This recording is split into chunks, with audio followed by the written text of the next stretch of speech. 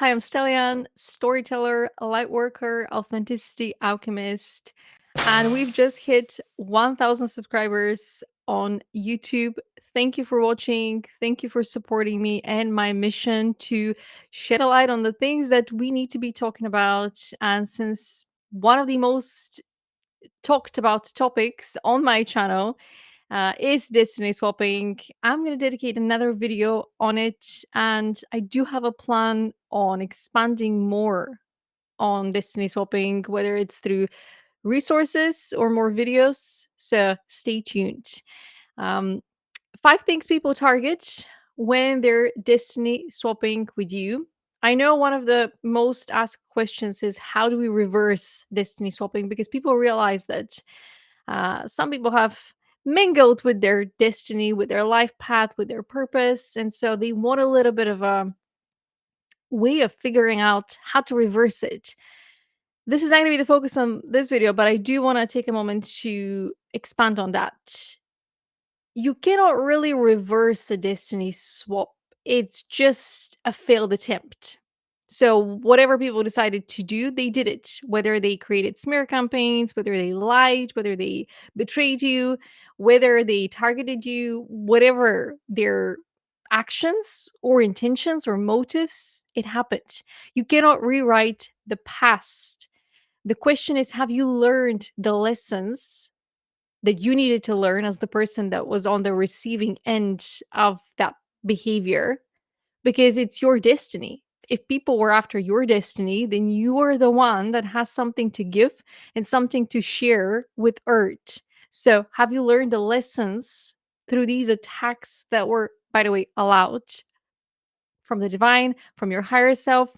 They were supposed to teach you something. They were supposed to teach you about the pressure that you might experience at a higher level when you go into spaces, into opportunities where the attacks might be greater. So there's no way to reverse it. There's a way to cancel it by keeping it a very unsuccessful attempt at destiny swap, which is where you return your focus back on yourself and you stop asking questions as to why did this happen to me? Will it ever happen again? What did I deserve for that person to attack me? It was all preparing you for your destiny. And so, yeah, it sucks. It's unfortunate. It's not a very pleasant feeling to realize that the people that you were calling friends are not actually friends, or the person that you called a life partner wasn't necessarily that. So, here are 5 things people target when they're destiny swapping. And the very first thing is your identity, who you are. Essentially, this is the blueprint. Your destiny is attached to your blueprint. And if someone can fake who you are, if they can pretend to be who you are, then they can mirror, they can mimic a little bit of the blueprint that is necessary for the blessings, for the opportunities, for the success that happens with your destiny. However, each destiny, each life path, each purpose has both the blessings and the lessons attached. So if you have a big calling, if you have a lot of blessings, a lot of gifts to activate, such as clairaudience, clairvoyance, which will bring you additional opportunities because you are activating gifts that are dormant amongst populations worldwide, you will be tested and you would experience pain from these attacks. So, people that are attempting to steal your identity because they think that you are the key, they will start to get attacked eventually. So that the divine tests them. Or are you really the one? Okay, you're pretending to be that person, but are you really that person? Unfortunately, most people don't think that far. Some people do. I think some people are aware if they've met a brilliant alchemist, if they've met a brilliant light worker, and they come from a lineage where their mother, father, grandmother, grandfather, they were wizards and warlocks and witches, right? They do have some notion as to the kind of impact that you can make as a spiritual being, as a spiritually enlightened being. Most people don't think that far. They just think that person has confidence. I want that confidence. I don't want to work for it. I'm just going to do what they're doing. That's copying and mirroring the identity of a whole different person. And it's surface level. I've met people that were seemingly as confident as me. And after spending a couple of conversations with them, suddenly the masks, the filter started falling apart and they were angry at me like a bitter dog that has just realized they're not getting the bone, which, by the way, establishes a little bit of a dominance in their eyes that you're somewhat more powerful than them. Because from the very beginning, they were after your power. And so they turned it into some sort of competition.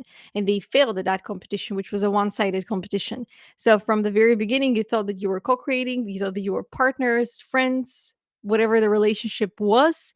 From the very beginning, they thought this person is confident. I want their confidence. And I'm going to go into this match, this game with my confidence, which, by the way, they thought that it was real confidence, but it wasn't because they met somebody who actually had that confidence built through years of rejections and trials and being guided by the universe, by the school of life, by the many teachers and mentors that come on our path. Just because you're older doesn't mean that you have the confidence, the wisdom. That confidence and that wisdom is built through experiences. And some people experience a lot more rejection and a lot more resistance and challenges when they're young than others, even if they don't look like what they've been through. So, identity is the very first thing people target when they try to destiny swap with you. And again, most people are looking at the very surface level things. If I'm confident, then people are more likely to invest in my business because my confidence is going to allow them to position me in places where they're going to earn money through me. Most people think about the money. They don't think about the spiritual aspects of you being positioned at a specific at a particular place and having a particular role or using a particular gift. They think about what can I benefit in this very moment? What can I earn? What can I get? And usually the identity is also about status. If somebody has confidence, and the confidence is quite a big one because if you're confident with your identity, that means that you've accepted who you are, that you're proud of who you are. And most people haven't accepted who they are and they're not proud of who they are. They don't even know who they are. They think they want something based on the packaging, based on their understanding of what it is, but they don't know how to get there, what it takes to actually accept yourself, to understand yourself, and to be confident and proud of who you are, to love yourself. Most people don't know that feeling. They go out and they build these relationships with people, friends, siblings. They think that that is love, but it's just codependency. It's just people pleasing because they don't want to be alone. And so the real work is in understanding how to be alone with yourself and to treasure and honor that identity, to keep expanding it. That self growth piece. If you don't commit yourself to continuous self growth, your identity is going to get outdated or you're going to get stuck in time because you thought, for example, you reached your peak when you were 25 and you want to preserve that identity forever. That's not how life goes. Your chapter at 25 is just one of your chapters, but the life that you have ahead of you, it's a whole book or it's a series of books and you're just stuck in one chapter. And when people are growing beside you and you're not growing, they're stuck next to a person that's stuck in arrested development. So if people are around somebody that continuously transforms themselves, they want that, but they don't actually want to do the work. And so they're likely to mimic you, they're likely to copy you. And one of the tactics for somebody to try to steal your identity is to start spreading rumors about you. So this is an attack on your identity. It's like they're throwing these grenades thinking that they're going to get you stuck because these doors that are opening seemingly for you, doors that are not opening for you, doors that you are opening with your identity, with your presence. They think if we lie about this person, these doors are going to stop closing. Some people are going to start asking questions before they let this person go through the doors. So they start rumors. They say, well, I heard that this person is actually sleeping with the boss, or that person is actually engaging with drugs, or that person is always partying. They're not actually doing the work. And when they're showing that they're working, they're actually investing in a side hustle, depending on where you are. The rumors can start in the workplace. So people that want to sabotage your identity in the workplace so that they get promoted over you, or the rumors can get started in your friendship group so that somebody else gets to be the most trusted advisor. But if somebody likes who you are and they, for some reason, want your identity because they don't want to focus on their journey and their focus is going towards you, expect some sort of attack, which is why when I meet somebody new, especially, and they want to be my friend in the span of a week or a month. They're like, oh my God, I love everything about you. I want to be your friend. I'm like, no, you don't want to be my friend. You are infatuated or interested in my identity, but you have no interest in understanding that identity or supporting that identity or loving that identity, loving me. It's tricky. Doesn't get any easier. I think you go through more rejections and more challenges and more resistance before you realize, oh, I am the golden key to my identity, to my destiny. And so I must protect what's inside of me, especially if you've started awakening and your gifts are coming to the surface. You're going to meet so many spiritual people that are seemingly awakening and that are seemingly developing their gifts, but they're just not going to be aware of who they are. They don't have the foundation, and maybe they have a gift, maybe they don't have a gift, maybe they want to have a gift, so they're projecting that identity, thinking that their wishful thinking is going to help them become the person without actually doing the work. And you're going to have to go through more illusions. It's part of the journey. The blessings are attached to your destiny, so are the tests, and so you have to be very mindful who you trust. Rule number one, trust yourself, follow the inner guidance. If your inner guidance says don't trust that person, you don't trust that person. It's as simple as that. Whatever they try to, whatever strategy they try to use. I've had a lot of gaslighting in my face. I've had a lot of bullshitting in my face, and I recently realized watching coaches online about how people lie or how people showcase that they don't actually like you. This the purse slip. I've had that in conversations, and I always thought the person was just confused. They didn't know what to say. They didn't know how to package the phrasing as to how to share their opinion. Apparently, this is a micro expression of hatred towards you. I didn't know that. I like to give the benefit of the doubt to people, but unfortunately, there is only so much that you can give somebody a chance after a chance for them to simply be in your life to support you. But if they don't like you, if they're triggered by you, if they're challenged by you, they're not going to love you. Like a person that is continuously triggered by your growth, by your opinions, by your power, by your personality, your identity, at some point they're going to want to tear you down, to bring you down a notch so that they don't have to deal with the uncomfortableness of being triggered. It's not my issue, and it shouldn't be yours. If somebody is weaker spiritually, mentally, or emotionally, it's their work, their inner work to do to empower themselves. The number two, the second thing people target when they're destiny swapping with you is your partner. And you might wonder why. And I'll explain to you very briefly. At least in my understanding of the world, your partner is your most trusted person. Like you might have a bunch of friends around you, best friends, mind you, but your partner is a life partner. You're meant to share everything with this person, including your lineage forward, if that becomes your forever life partner. So, where it's going to hurt the most is aiming at your partner. If they cannot aim at you, they're going to aim at your partner. Especially if your partner is weaker spiritually. They don't have the spiritual hygiene, they don't have the spiritual awareness. They're having still their woundings, they haven't looked into their trauma, they're not as aware. They are a very kind-hearted person, so they give people a chance after a chance just like you, but they don't have their spiritual discernment developed, turned on. And if for some reason the two of you are having some sort of fights, because couples fight, because every relationship is bound to go through fights every now and then. Doesn't mean that it's the end of the relationship or the end of the world. It's just sometimes people learn through the fight, which is a different type of communication. They would use that moment to infiltrate the connection between the two of you, which is why whenever I see stories about relationships where they have a mutual friend and the two people go to the mutual friend to talk about their problems, I'm like, No. The sacredness of what was meant to be a relationship that's kept between two people has been destroyed.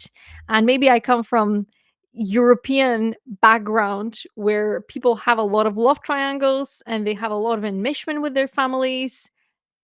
No, you do not understand what it means to be in a relationship where you have matured your consciousness. Your life partner is the most sacred connection that you're going to have. Friends that you're building with, that you're leading businesses with, that you're guiding people with, that you're traveling the world with, they're sacred too. But your life partner, this is the person that you literally share all of you with. And this is the most sacred connection. The moment you start to let people into that relationship, it's the moment where you've compromised yourself and you've opened up that sacredness for attacks. Watch out, I suppose. Watch out for that relationship. Keep an open mind and also keep the communication with your partner open, especially if you're a spiritual person, especially if you've started awakening.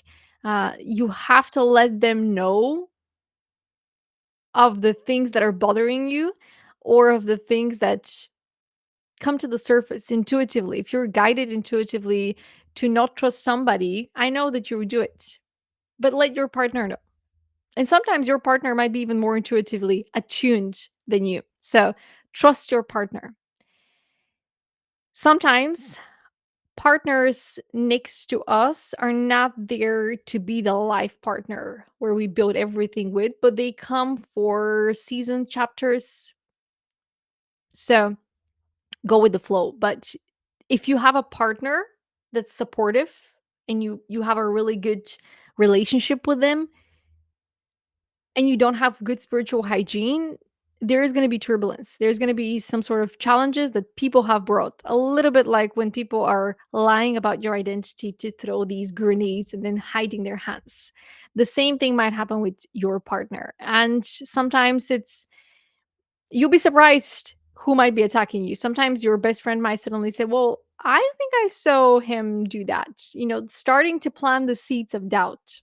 If you trust your partner and you have no reason to not trust them, start questioning the people around you that are trying to mess with that relationship, that are trying to mingle, that are trying to throw the grenades. Who are the people that are throwing the grenades? Sometimes it's your partner that has skillfully manipulated you. Just because you are ascended, just because you have the spiritual intuition, doesn't mean that you cannot have blind spots. And sometimes your partner is going to be a blind spot. But usually, as an intuitive being, you're going to be guided to all the people that you need to meet. Some of them are just teachers that are teaching you through the life lessons that are a little bit more painful to experience. One thing that comes to mind that I wanted to share with you before I move to the next topic was that when I was in high school and then I was at university, the same thing happened. So when I was in the workplace, when I was, an adult, I stopped sharing. But when I was in high school, it was very popular for people to ask you, "So who's your crush? Who do you like?" And I remember I had a crush and I spoke about that crush. I used my throat chakra to share about my crush to somebody I trusted. And in a matter of months, I was talking about this crush, and it was more of a limerence. I didn't know the person, it's high school, very mature psyche, but, after a couple of months of me talking and talking and saying, "Oh, always like eyeing that person," I learned that the person that I trusted with that information, my friend, she was the one that was talking to him. They were having a communication, an open channel where they were actually talking to each other and building a connection to each other. That was a form of betrayal that I remember my friend at the time gaslighted me into. Well, it's not that big of a deal. Like, you didn't even know the person, right? Completely ignoring the fact that for the last few months, she was giving an ear to what I was saying, my throat chakra. And so this was energy siphoning, quite literally. Like, you're using your throat chakra and you think that it's going somewhere where it's going to be reciprocated, but actually was just going to the ear of a friend, and that energy was being siphoned. The same thing happened in university, and it was a shorter period of time. I think it was a matter of weeks. Again, it was very popular. First month of university, you're a fresher, and people are like, "So who do you like?" Right? This is a very basic level of connecting with people, but you know, when you're part of the system, when you're part of the neurotypical relationships continuum, time and space continuum, you got to play by their rules. You got to participate and engage. It's dumb, completely dumb because it's surface level. Anyway, I did use my throat chakra to share, well, I like this person. Same thing happened. The person that I trusted, and I was talking to her about this person. One day she was, "Oh yeah, he liked my photo. Oh, actually, we've been talking. He actually messaged me. Blah blah blah blah blah." I knew the moment. I knew the moment she said it, and I was like, "Okay, this is my lesson. Thank you. Thank you for making it shorter this time." And I was saying thank you to the universe. I wasn't saying thank you to these two individuals, because to me these were the blueprints for destiny swapping, and they even looked the same. Like they were visually they were very similar in terms of hair color, eye color. So it's almost like the matrix, the system was showing me the blueprint so that I can recognize it. It was giving me the shortcuts how to spot the betrayals. Later on, something similar happened, but I didn't actually use my voice to share who I liked, who I had develop feelings for, sympathies for, let's call it that way. And I was just observing because I thought, well, here's a person that I consider a friend. So let's see how whether they out themselves to be part of the Destiny Swappers collective or they're a true friend. And I just took a step back, literally relaxed into the relationship, and I listened. This time I was the one listening.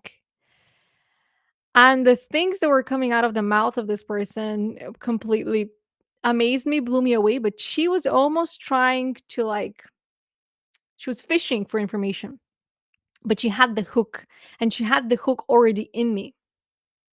So she was trying to bring me closer, even though the hook was hurting me.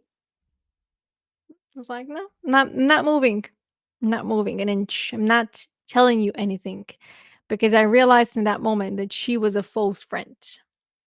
Because the way that she was telling me information, it was almost like she had read my natal birth chart, Akashic records, whatever it is that you believe in, however you phrase it. It was almost like she.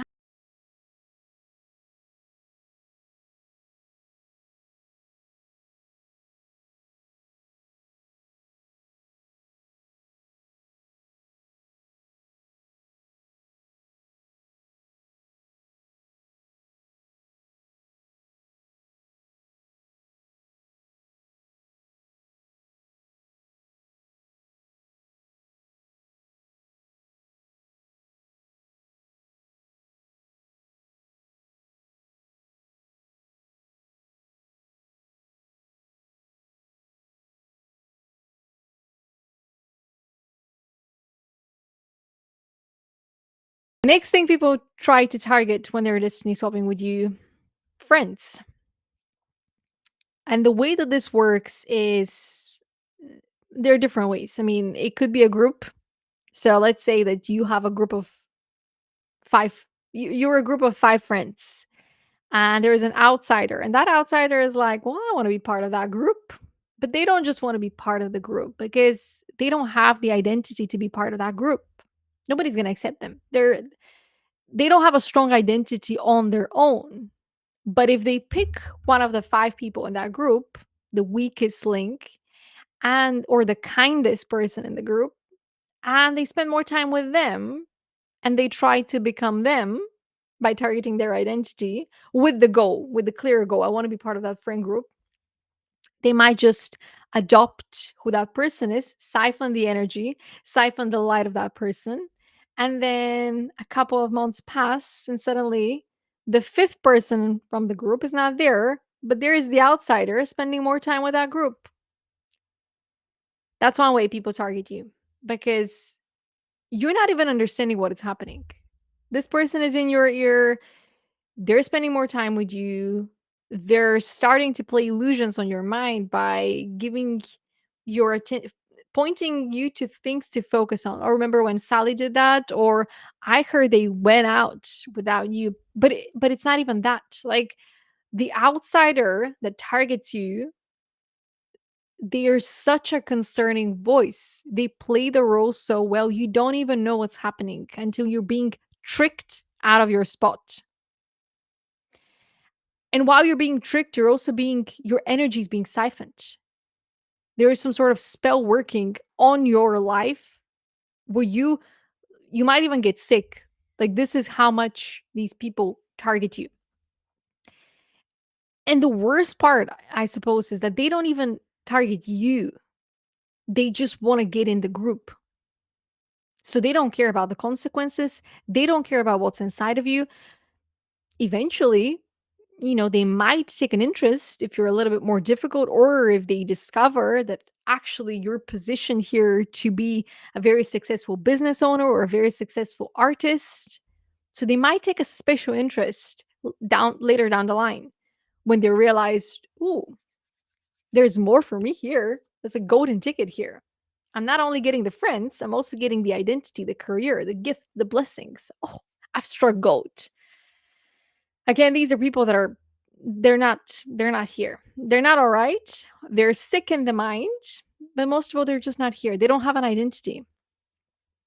And you can blame their trauma. You can blame their parents who once told them, oh, you're good for nothing. And they believe that. Parents that told them you should be more like Nick or you should be more like Amy, right? Comparisons. This happens both for, both genders, men and women. So it isn't just female friendships. It can also be male friendships, although I would say it's more likely to be feminine circles. Mostly because women are more social than men in some capacity. Or socially speaking, women tend to form these friendship circles a little bit easier. I think men are okay with being the lone wolves. I think there are some women like that, myself included. After years of friends and friendship circles and participating in the illusion of these friendship groups and circles, it's exhausting. It siphons my energy. I haven't found a friend, at least where I'm in life right now, where I would actively want to dedicate more time to the friendship than to the growth or to all the projects. There's so many things that I've started. To me, they're it's almost like friends, but it's a very unique relationship that I have with myself and with the things that I'm creating. I don't see them as just things. I see them as energetic beings. And so most people are looking for an audience. Most people are looking for friendships because they're alone. And there are a lot of people that don't have an identity. So being around someone who's very secure and confident, like myself, they see that as a buffer. Oh, I'm going to use that person. No, try somewhere else. Try someone else. Not me, not today. But yeah, one of the things people are going to target when it comes to destiny swapping after they've targeted your identity personally is your partner or your friends. And the fourth thing is your career or your job. If somebody loves the thing that you're doing, whether it's a particular job, whether let's say that you are a marketing um, director, or you are some sort of events management coordinator for a really cool company that sends you all over the world, and they're like, that's the job I want. They're not saying I want to do what you're doing in my niche, in my field. They're like, I want your role. I want to take your place because they're listening to all of your stories and they're thinking to themselves, I can be doing that. I'm going to be really good at your job. Like you can almost see the shift in their eyes. And it's not a shift where they're like, oh my God, that's so nice. Like, I'm so happy for you. It's a shift that's like vicious. Like their eyes just get these nasty, sinister looking look where there's like, how do I get rid of you? That's how it translates to, essentially. They don't care about the rejections that you've had, that you've applied to over 100 jobs. They don't care that you started somewhere else and, you know, you were prepared when the opportunity happened, which was the luck. They don't care about none of that. They care that you've gotten to this place and they want what is yours. And usually, if you have a good job, if you found a really good job in the world, even if it's still part of the system, matrix, and so on,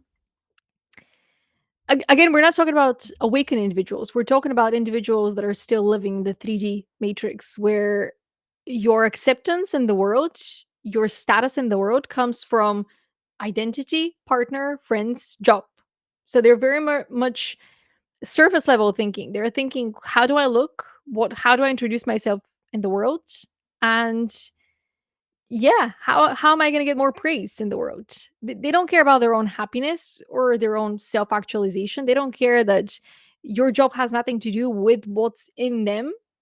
Maybe when they were little, they were really crafty and they were really good with creating things. They've abandoned that part of themselves. They've abandoned their inner child. They've abandoned themselves. They don't care about themselves. All they care about is the love that they can get from other people. And that's not real love, but it's as good as they're going to get.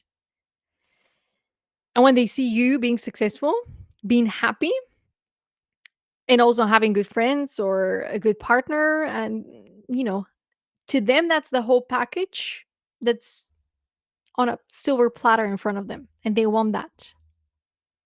They're not all right, but they want that. And they would attempt to get it.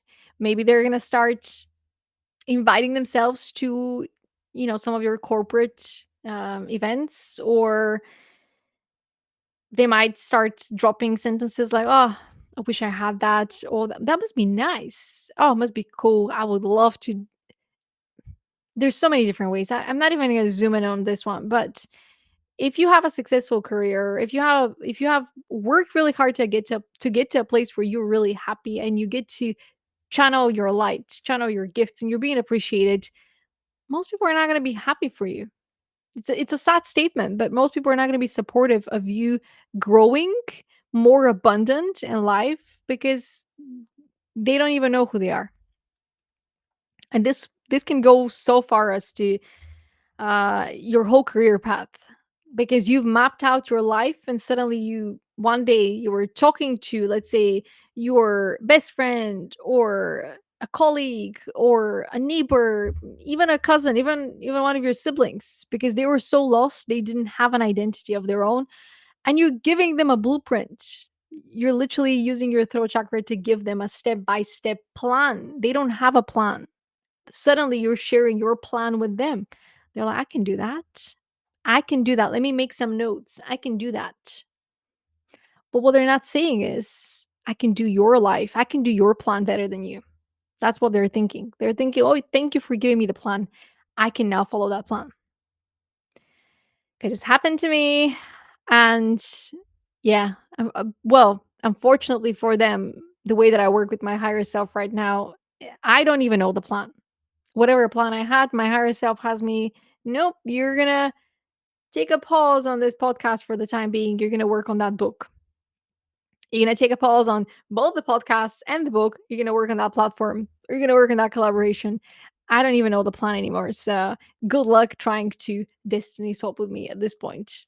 I don't even know where I'm going next. But there was a point in my life where I was very determined and I had a plan. And not in the sense where I was controlling the plan, but in the sense, oh yeah, I understand this is the next step. I'm going to try and do that. Now that I'm here, I'm going to. So, yeah, your career and your job. This is a place where you're going to find a lot of belonging in the world, a lot of, joy from being of service. And if you found something that allows you to channel more of who you are, people might just take inspiration to the next level and attempt to destiny swap with you. Which is taking me to the last point. The the fifth thing people try to target when they're destiny swapping with you, which is one of your blessings. And I've seen this go uh, for many different things. I've seen people go crazy when one of their friends is having a baby and they either go for the partner because they think I'm going to be a better mother to that baby than you are, or they just are ready to have a baby and they don't have a partner, so they go for their best friend's man, knowing that it's a package deal with the baby that was just born or about to be born. It could be a book. Somebody is very involved with the process when you're writing your book, and suddenly they're writing a book and they want to steal that moment from you, and essentially they turn it into a one-sided competition with the baby. I've also seen a lot of stories online where family members, because the younger woman and the younger sister was the first to get married and have a baby, the family go crazy and they're like, well, your sister is older, so you're going to give the baby to her. Again, the false matrix has a lot of family distortion. A lot of generational breakers are in families where people are just not in their right mind. And so there's a lot of family dysfunctions that are being broken free from today. And it's very heavy for the people that are in those scenarios because they don't actually, their heart is breaking when something like that happens, but they're also, you know, being given the guidance as to how to lead the change. But in that moment, they feel very alone. In that moment, they feel like nobody understands them, that, like hell has opened and it's trying to take them. And one way to think about the people that are targeting you, especially when it comes to your blessings, it is demonic. It's very demonic. And again, the people that are operating in front of you, they're not your family members. They're not your friends. A spirit is attached to them, an entity is attached to them that's operating through them. So you're not even fighting these battles with the people around you, people that you've known for 10 years, 50 years. It's whatever pain inside of them has created this portal for these entities and these spirits to operate through them. And I suppose this is the kicker, because you can't even be mad at them. You can't even be angry at them because it's not them. And this is where the responsibility of being a light worker and a change maker and a cycle breaker comes into the picture. You are fully aware of all of this information that I just captured in the last 40 minutes, and you have to be the bigger person. And that doesn't mean allowing these people back into your life. It means setting the boundaries with them, but also having a capacity in you to still have empathy for them, because they do not know who they are and they do not know what they've given access to operate through them. But at some point, you have to acknowledge the fact that these people are weak, spiritually weak, emotionally weak, mentally weak. And your whole life, you've had to be strong. As much as you have empathy for them, when a person wants to get stronger physically, they go to the gym, they hire a personal trainer, they work with a nutritionist. There are so many coaches, teachers, and mentors available. When a person discovers that they're weak mentally, emotionally, or spiritually, there is help and support available. It's not you, it's their responsibility and their inner work. If they want to stay weak, it's their choice. But by staying weak, they're inviting these entities and spirits to work through them, and they're not all benevolent. And if you see that the people around you are okay with being mediocre, with being assholes, it's your responsibility to set a boundary. They no longer have access to you because you're growing in a particular direction. You're ascending. You're wanting to be of service. You're wanting to be a kind person that spreads the kindness.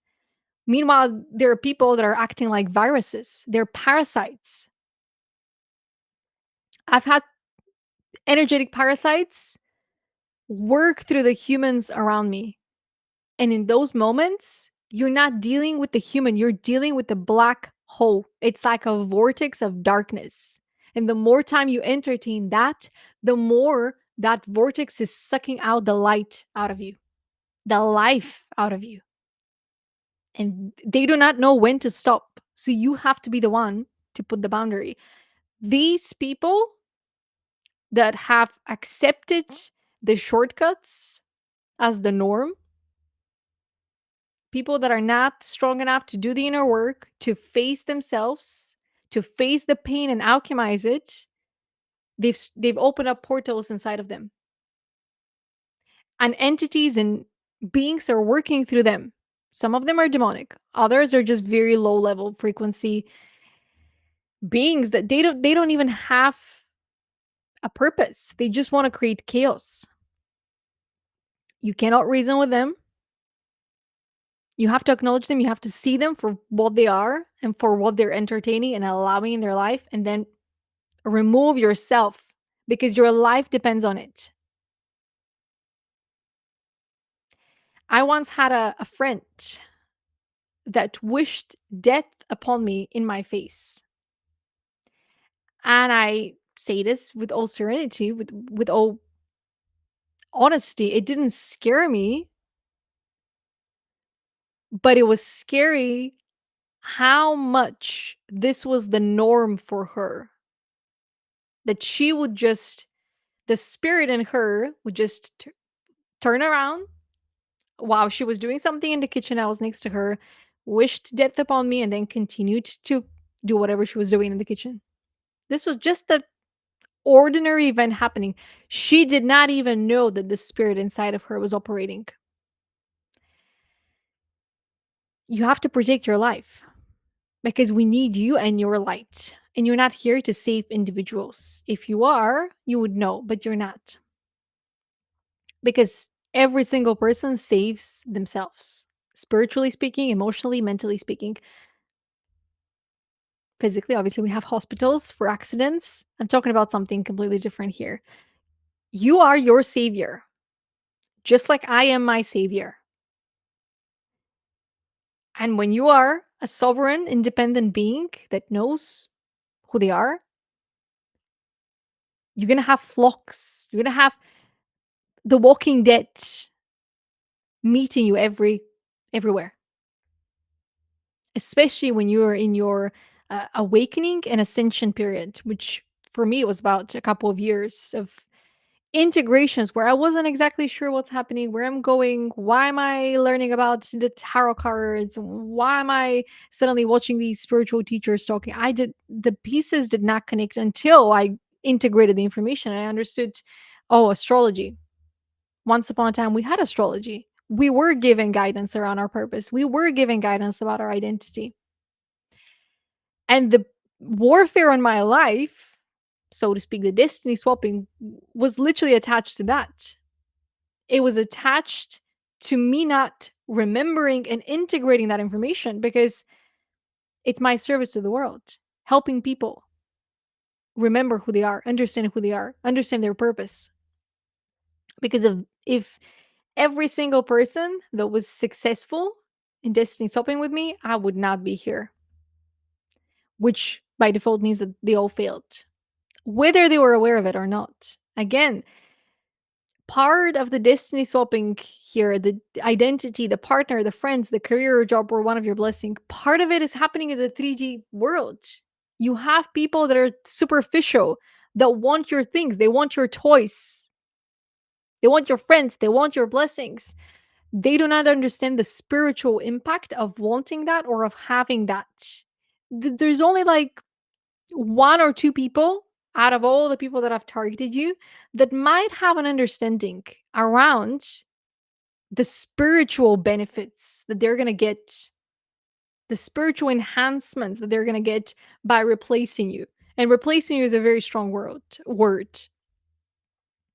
I think, yes, you can absolutely destiny swap with someone, especially in the case where you steal the partner and you have a baby with that partner. And so you're welcoming a soul.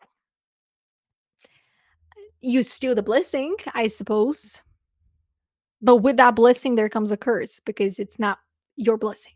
It was never meant to be you that was having that baby with that person.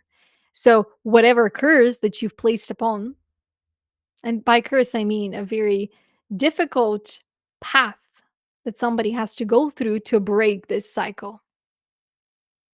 Because what are you doing trying to steal somebody else's destiny? You're mingling with things that are much bigger than you. Oh. Talking about destiny swapping is one of the um, most powerful topics I've talked about because it's very closely connected to my journey. And I have so many stories that I can't wait to share with you one at a time. But it's every time I speak about it, I realize exactly how many people have gone through this. And I realize that all these years, all these singular moments in my life, replicated continuously, where I felt so alone. I'm not the only one going through this. And the only reason I feel so alone is precisely because I've gone through this. That the people on my path, they were never really aligned with my soul, with my purpose. They saw something that I wanted. They didn't see me. They never wanted to see me. They never wanted to hear me. They never wanted to support me to the extent that they presented that they did. And it's very liberating in a sense because I realize now, okay, this is why this relationship didn't work out. This employment didn't work out. Why I'm no longer in a particular city or country. It's bittersweet, but the more I become aware of how much more is on the other side, now that I've ascended, now that I've awakened, now that I've broken free from all of these contracts, soul contracts that are completed, I realize, wow, it takes strength. It takes so much strength. And the trope where you have strong women, hyper independent women. All they want to do is just have that strong person next to them so they can be weak beside that person. Whether it's a friend, whether it's maternal, paternal figure, or your life partner. I'm realizing all of us that have gone through the destiny swapping in various forms, various parts of our lives, we have such resilience and strength. I don't know. How can we meet someone that's stronger than us? Well, apart from somebody that's gone through more trials and tribulation. But when we meet a person like that, I think the last thing we'd want to do is be weak next to them because we would know exactly how much strength they've had to showcase in order to survive all of this, and we would show appreciation.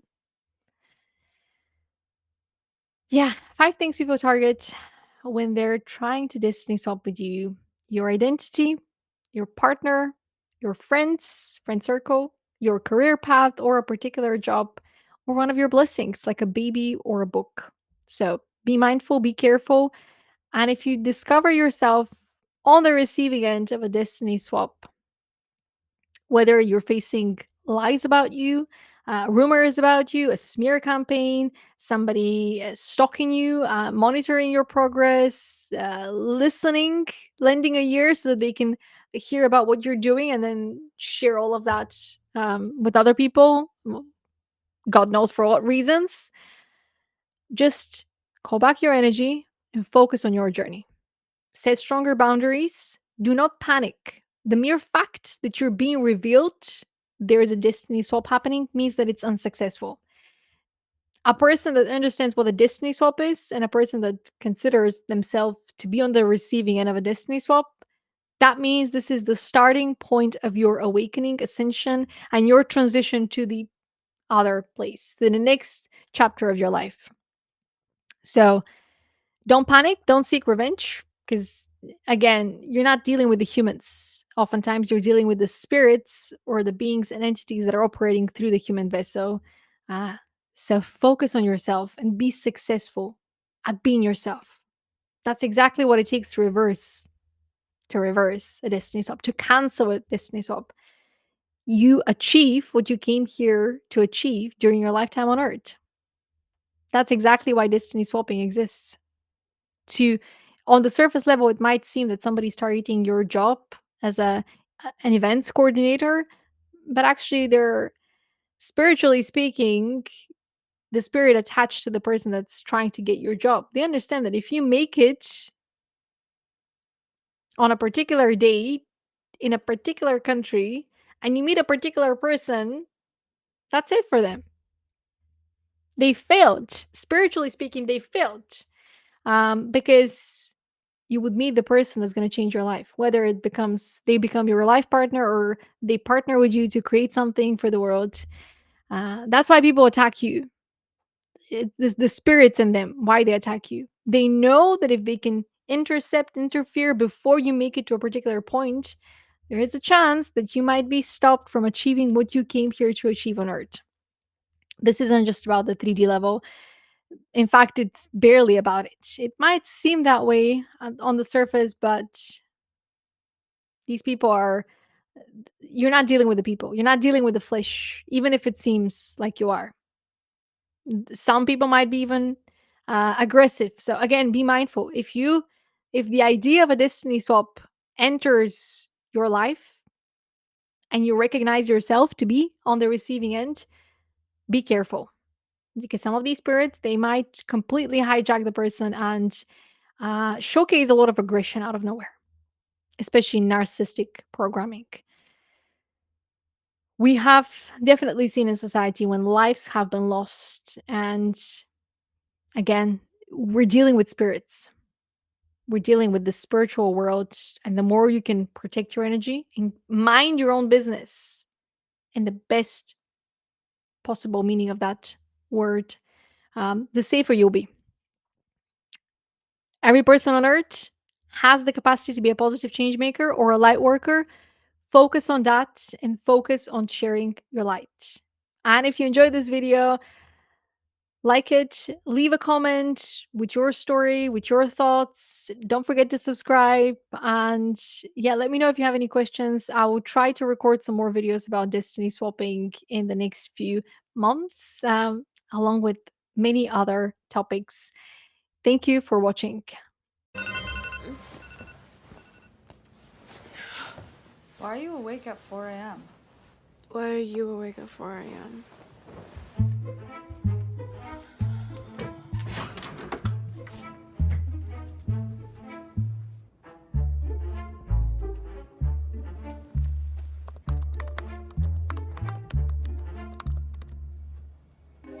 Cassie decided to wake up at 4 a.m. that morning to get ready for school.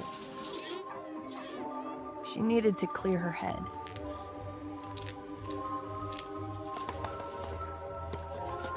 And for those 3 hours she spent getting ready, she only thought about one thing.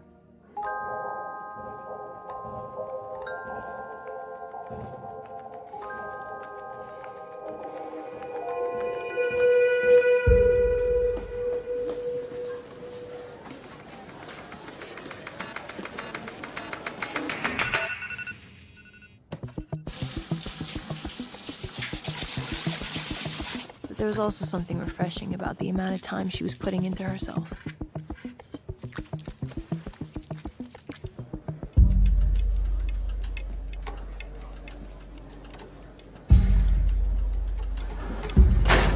Out of sight, out of mind.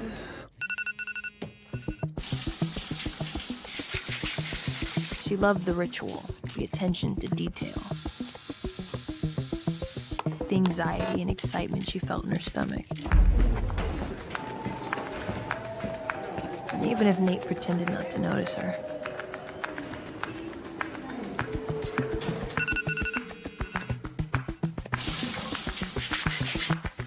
it was her way of telling him that she was his.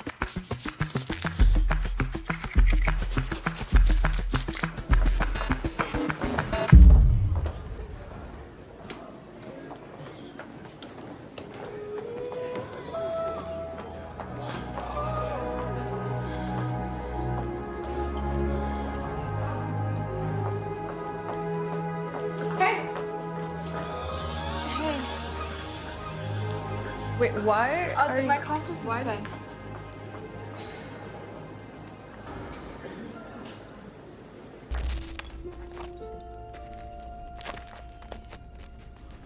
Monte Cristo. Kings to you for none.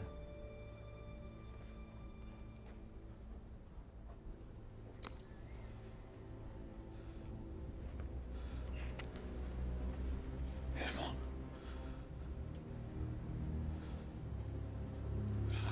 did I escape? With difficulty. How did I plan this moment? With pleasure. So you've taken Mercedes. And everything else. Except your life. Why are you doing this? It's complicated. Let's just say it's vengeance. For the life you stole from me.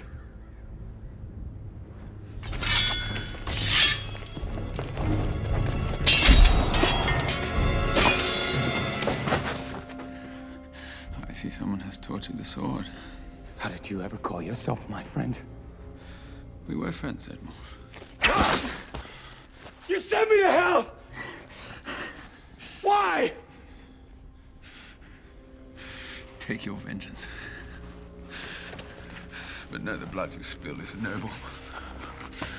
Blood that will never run through your veins. You're no more a count than I am a commoner!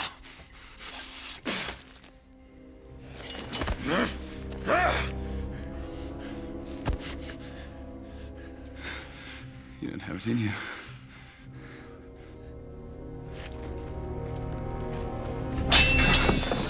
Touch him and I'll kill you. Boy, let me explain. It's been explained. I spoke to Madame Villefort on the street. She told me how I was a silly, trusting dupe that my friend, the Count of Monte Cristo, used to get into our lives. Albert, listen to me. I will not! Forgive me for being such a fool, Father. You were betrayed. Of course you're forgiven. You were my friend. I looked up to you. There's a history here you know nothing about. He loved your mother and yet she chose me. So now he intends to steal her away. Get out of my way! Boy, if I have to, I will kill you. I will not stop now. Nor will I. So be it. No!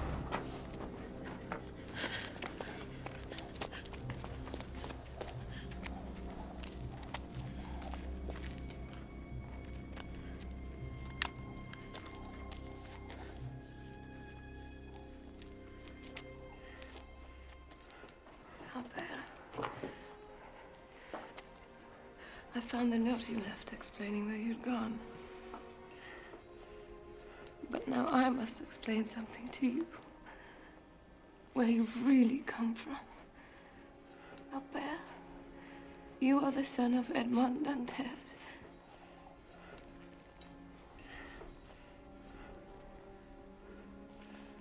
The man you know was the Count of Monte Cristo.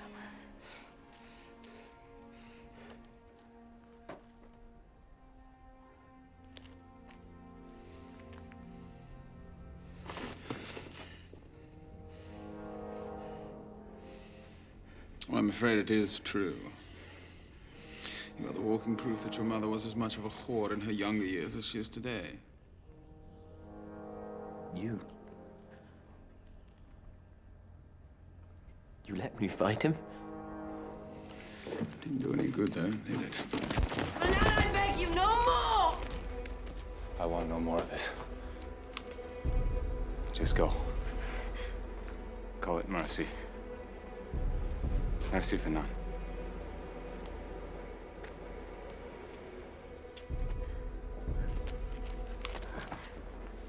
You've only got one shot. It'll take more than that to stop me. Then I best put it where it will do the most damage.